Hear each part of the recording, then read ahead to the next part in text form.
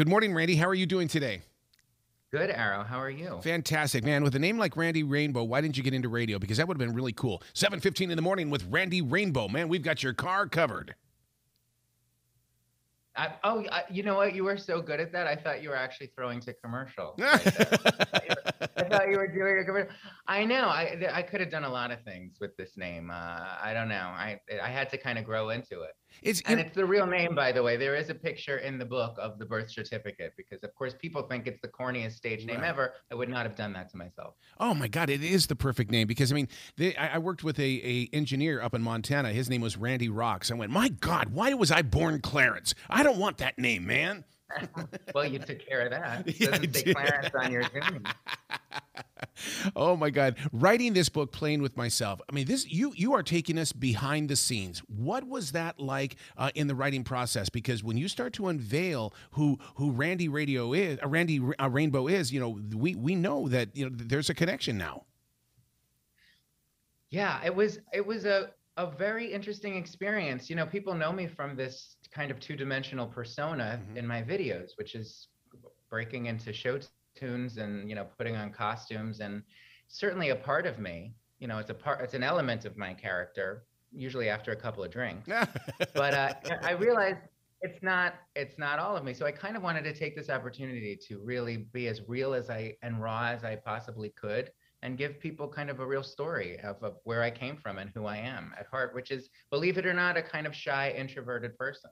That, and I totally get that because creative people are that way. And we get this urge and this push that says, look, you've got to let something move through you right now. And you've been selected. Now do it. But how do you fight those days when it's like, I'm not in the mood, but you still have to do it?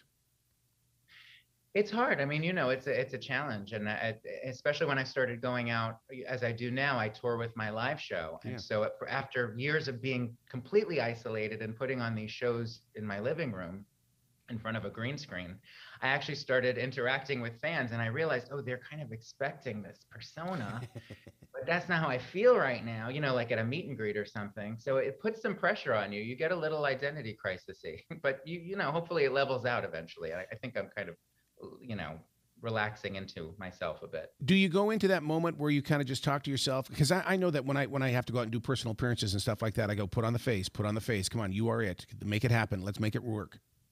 You do. Well, you do also, it's a fine line because you want to be true to yourself, because I think people want you to be true to yourself. No one wants a phony 24/7. But you also have a responsibility to give people their money's worth, so to speak, and give people what they want. I'm doing a podcast now that Sean Hayes is producing, and I just interviewed him for it. And he said to me, we were talking about this very thing, because as you can imagine, his character on Will and Grace, he's not that all the time, I don't believe. So I asked him, how do you handle this? And he said, you do have a responsibility. Just remember, you do have a responsibility to the audience to be Randy Rainbow, to be Jack McFarland every so often. So I try to listen to that. Don't you love the way, though, that you created this on YouTube and have had, basically it's been an explosion of popularity, but all of these comedy clubs around the nation now are inviting people like yourself to bring you as well as your followers into their places and to have that live experience. Yeah, it's crazy. I was just talking to I have a lot of stand-up friends who are, like a class ahead of me. The great Judy Gold, I was also just talking to for my podcast. And,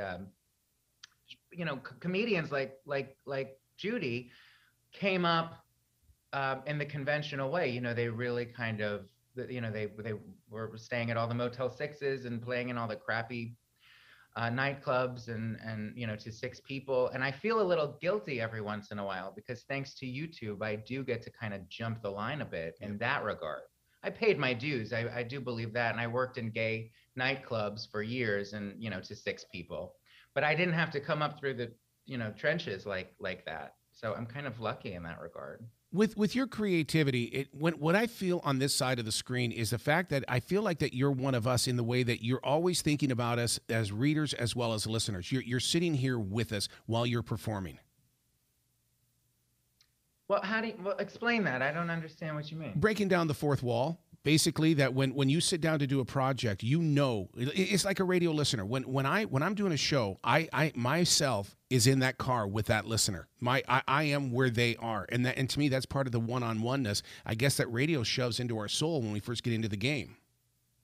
And you're saying that translates through my videos? Absolutely, it does. It's almost like your mind is saying, I know how you're going to react. I know what I need to say to get a reaction, and it's almost like you can see us before it happens. What a great compliment that is, and I guess that does play into it. That's part of the recipe, I guess, is you want to be conversational, you want to sort of be on people's shoulder and kind of, and I do hear that. I hear from people, especially when I'm talking about topics that everyone is going through collectively. They say you make me feel not so alone, or like, oh my God, I share beliefs with the same kind of beliefs with you, and you make me feel like I'm not going crazy. So I guess in my writing I do try to have some of that come through, and I do write as though I'm talking to a friend. That's it. That's translated, Well, that's the difference between talking to someone and talking at someone. You can be in a conversation, but are you sharing a conversation, or are you just participating? Right, and it's tricky, especially when you're doing topics like I'm handling, which are very polarizing issues sometimes. Yeah. But I don't talk about them like a pundit. I do try to kind of talk about them, even though I'm, the conceit is that I'm a journalist talking in a professional manner. I'm just trying to like have a phone conversation with my girlfriend, so to speak, my friend, my gal, and by girl, I mean, of all genders. So now, with the coffee and stuff like that, I mean, I can't go anywhere in the morning on these shows without my cup of coffee. To me, it's the fuel, but at the same time, I think it's a hidden pleasure because I love the smell and taste of coffee. What about you? I do too. This is actually tea, which is my new thing. I'm like a 60-year-old British woman these days. That's what I'm growing into. I love it. But I love my tea in the morning, and I used to not have anything. I used to say no caffeine, no to caffeine, and now I think as people get older, I think they catch on to, oh, that'll like wake me up, and it tastes and smells delicious, and it's something to look forward to. So yeah, I got my little Keurig, and I need it. I must have it. As a writer to another writer, how is it that you've been able to write for other people and then relinquish it? Because I mean, it's like, I guess I'm just a selfish writer. It's like mine. But you actually write for other people. Well, not real. Well, who do I write for? Who do you mean? Not really. I mean, it's like, I mean, when you have, for instance, like when you share the screen and people, you're acting with people and stuff like that. You had to have written it first, so you're giving that line to somebody else. I would want the best line. It's like they always say in radio, you need three things: you need a dick, a dork, and a deer in order to make a joke work. And it's like, well, somebody's got to write those lines. Well, fortunately for me, as I talk about in the book, I am usually a one-man band. So often my counterpart in the video is just news clips that I'm pulling. So I get to give myself the best lines. But there have been occasions where I've had the honor and privilege to write for people who have guested on my videos. I write a whole chapter about Patti LuPone, who actually came to my apartment and did a video with me. So in that case, she, of course, got the best lines. So that was easy. But yeah, I would not be. It's hard for me when I am presented with an opportunity to work with others because my process has been so isolated. Yep. It is tricky when other people come in to collaborate. You got to learn how to do that. Well, see, and that's one of the things that I try to promote, because when I'm invited to talk at universities about broadcasting as well as podcasting, and one of the things that I always share with them is that make it a one-person show. You don't team up with anybody, because when you make it about what you're doing, then other people can come on as guests, because if they don't show up one day, now we have a fight. Exactly right. Well, those are words to live by. And I mean, the book is called Playing with Myself, so I like being alone. Do you journal? Do you journal? I mean, because writing is my entire. That's how I breathe, is through words, and so I keep two different journals. But in reading the book Playing with Myself, it's almost like you're giving us a chapter of your journals. That's so nice, and I think that writing this book was the kind of closest I ever came to really technically journaling. That's how I saw it. I saw it as I was writing in a diary, and I would turn pages into my editor, and he'd be like, "Oh, you're being really kind of raw and open." And then he kept saying that, and I'm like, "Well, wait a minute, isn't that what you're supposed to do? I thought that was the assignment." I'm like, "Wait, let me rewrite that." That's no. He was like, "No, it's good, it's good, it's good." So I think this hopefully will sound like pages from my diary when people read it. Oh my God, that relationship with the editor! Because I know in my second book, she kept saying, "This is too sad. This is too sad. You've got to put some happy stuff in here." And I go, "No, this is really who I am." Right. I know. Well, the thing I was talking about before is with the balance and your persona and meeting people, you have to kind of strike the same balance when you're writing. So I did, I talked about some sad things, and I talked about loss and failure and stuff like that. But then you also, I have the luxury of also having this persona that people know, so I could then comment on those sad things in character and bring a little levity to the situation. So that was a good mechanism. So one of the things that I've always learned about writing, and I've experienced myself, is that when you put something like this book together, Playing with Myself, it actually is cleaning out the closet. That opens up that space and more creative room inside your mind, body, and soul. Have you experienced that? Yeah, absolutely. I mean, this was more therapeutic, this process, than I really was ready for. I mean, I was crying. Yep. I was remembering things. I had my mother on the phone. We were both crying and thinking about past things that we hadn't talked about in years. So yeah, it is definitely a cleansing process. Now I'm gonna, I can fill the tank up with more crap to write about the And you do. And it's almost, well, let me ask you this question. Has it opened the door for you to discover new things? Because while I was writing the book, all of a sudden I found myself putting a paint on a canvas. Oh, I'm going to be a painter now. It's like, where the hell did this come from? Yeah. You mean like you literally were painting? Oh my God. The thing in my first book, One Man's 1,021 Thoughts, about 3/4 of the way through it, all of a sudden I spilled some ink on my journal, and it took on the shape of a wine glass. I said, that's who I'm going to be. I'm going to be a painter. So I started going out and buying paint, canvases, and now I understand why they call it, artists poor people, because everything is so damn expensive. Yeah. Oh, wow. No, I haven't had that experience yet. I'm also very lazy at my core, so I'm not really looking at.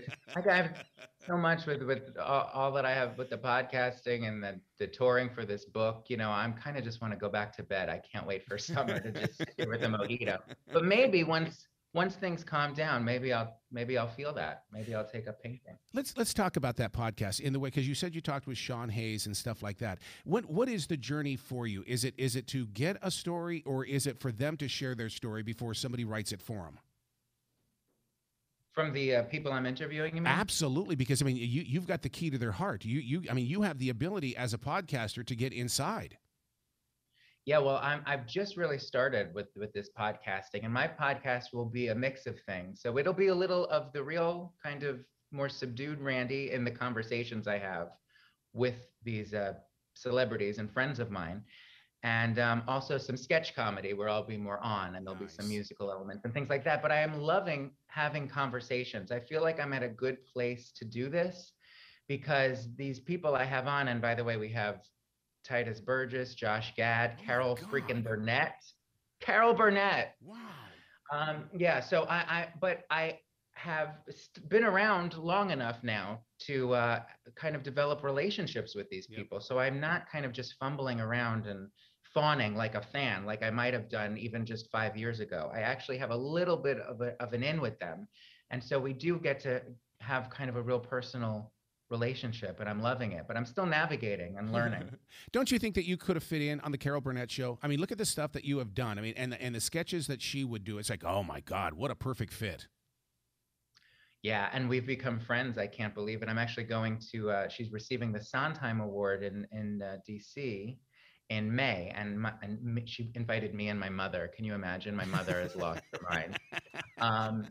But yeah, no, please, that's what I live for, is to be, I always tell her, people interview me and they say, who do you want to be when you grow up? Jon Stewart or Stephen Colbert or Trevor Noah? And I'm like, no, I want to be Carol Burnett. Yes. I totally get that, because, it's almost like she gave herself permission to be as creative as possible. And we never saw who was censoring her, even if they were doing that. But she still did things that we were there every week watching that show. Oh, brilliant. So brilliant. Yeah, I could watch, I go back and watch reruns of that all the time. Uh, So See, inspiring. and that's what I love about like Antenna TV and all the old shows you can get on the HD channels and stuff like that. Because it's like, wow, I watched these as a kid, but as an adult, it's like I get it now. Yeah, it's funny though, like to watch them now as an adult. I laughed just as hard as a kid. And it's funny how comedy just transcends. Because Yep. even if you didn't get the references, and certainly some of those movie references, I didn't know what the hell they were talking about. But if it's funny, you know?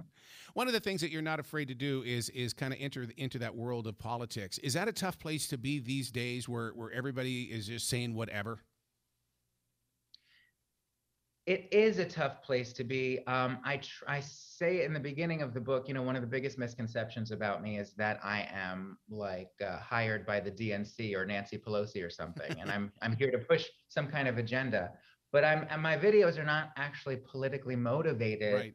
by any means. I have opinions about stuff. I'm angry about stuff, and I'm the sole writer of these things, so I'm sure that comes through. And they are politically themed often. There's no getting around that, but that's not what motivates me. What motivates me is to get up and do the Carol Burnett show and Yeah. put on a performance and have a great time and bring a little levity to these topics. So all that to say that I think that's why people have responded to what I am doing positively for the most part for years now, is because I'm not focused on the politics, Right. though that might seem weird to some people to say.